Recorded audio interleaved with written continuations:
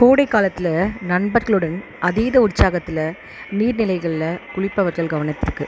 உலகில் அதிக வேதனைகளான மரணம் நீரில் மூழ்கி மரணிப்பதாகும். அறிவியல் காரணங்களை முழுமையாக படித்து தெரிந்து கொள்ளலாம்.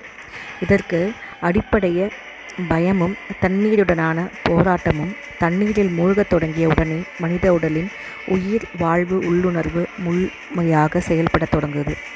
எப்படியாவது தலையை தண்ணீருக்குள் மேலே வைத்து மூச்சுவிட கை கால்கள் ஆட்டி கடுமையான போராட்டத்தில் ஈடுபடுகிறது.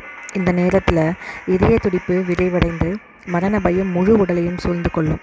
தனக்கு எந்த உதவியும் கிடைக்காது என்பதை உணரும்போது கடுமையான ஆதரவின்மை உணர்வு ஏற்படத் தொடங்கும். இரண்டாவது, மூச்சை அடக்கி வைப்பதன் வேதனை. தண்ணீருக்கு கீழ் இயற்கையாகவே மனிதன் மூச்சு விடுவதை நிறுத்தி வைக்க முயற்சிக்கிறான். ஆனால் நேரம் செல்ல செல்ல இரத்தத்தில் ஆக்சிஜன் அளவும் குறைந்து கார்பன் டை ஆக்சைடின் அளவு வேகமாக உயரும். இதனால் மார்பும் நுரையீரலும் வெடித்துவிடும் அளவிற்கு வேதனை ஏற்படும். மூச்சு விடு என்று மூளை விடுக்கும் இயற்கை கட்டளைக்கும் தண்ணீர் சுவாசிக்காமல் இருக்கும் முயற்சிக்கும் இடையே கடுமையான போர் உருவாகும். 3. தண்ணீரை சுவாசித்தாலும் பீத்தெரியும் வேதனையும் கார்பன் டை ஆக்சைடின் அழுத்தத்தையும் தாழ முடியாத நிலையில் மூளையின் கட்டுப்பாடு தளர்ந்து சுவாச மண்டலம் தானாகவே செயல்படுகிறது. இதனுடன் குளிர்ந்த தண்ணீர் விரைவாக சுவாச குழாய்கள் வழியாக நுரையீரலுக்குள் செல்கிறது. தண்ணீர் சுவாசிக்கப்படும் போது குரல் நாண்கள் ஒரே நேரத்தில் சுருங்கி மூடிக்கொள்கின்றன. இது மிகவும் வேதனையான தருணமாகும். தொண்டையும் மார்பும் முள்ளு கம்பியில் கிழிப்பது போல கடுமையான வேதனையையும் மூச்சு திணறலின் உச்ச வேதனையும் இந்த நேரத்தில் உணரப்படும்.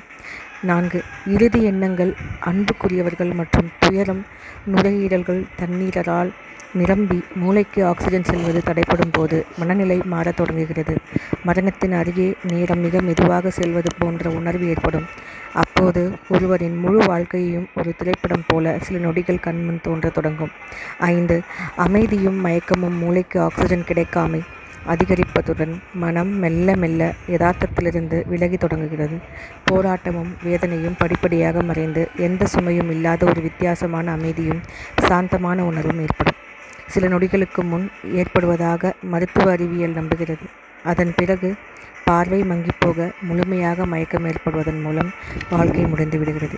இதை படிக்கும்போதே யாரெல்லாம் தண்ணீரில் விழுந்திருந்தார்களோ, செய்திகளில் பார்த்தோமோ, அவர்களுடைய வழி இப்படித்தானே இருந்திருக்கும் என்று தோன்றுகிறது.